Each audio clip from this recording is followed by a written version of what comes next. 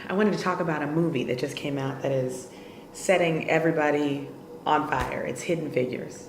And the reason I wanted to talk about it during Black History Month is because it highlights three women that we didn't know about.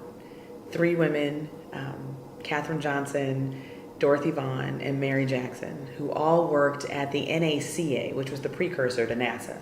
So the Space Act of 1958 created NASA as we know it today. And at that time, people didn't trust the computers sitting on their desks. So they brought in dozens and dozens and dozens of women to do those calculations by hand. When you think about that, the calculations by hand to trace the trajectory of a rocket and putting a person on the moon in the 50s. And for some reason, although I think we probably know what the reasons are, their stories didn't make it into the history books.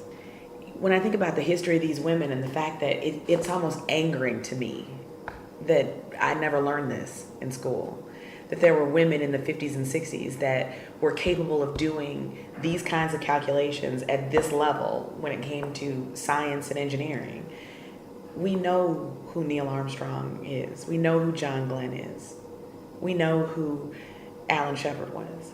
The thing that is so special about this, when I really take it through its full curve, is that this is 1953 into the 60s. Katherine Johnson didn't retire from NASA until 1986, I believe.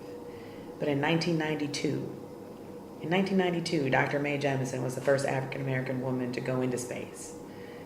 And that was a full, 40 years after Katherine Johnson was hired at NACA, which was the precursor to NASA. 4 African-American women who put indelible imprints of history on the public consciousness in math and science and engineering. And coincidentally, they're all members of Alpha Kappa Alpha Sorority Incorporated. So happy Black History Month.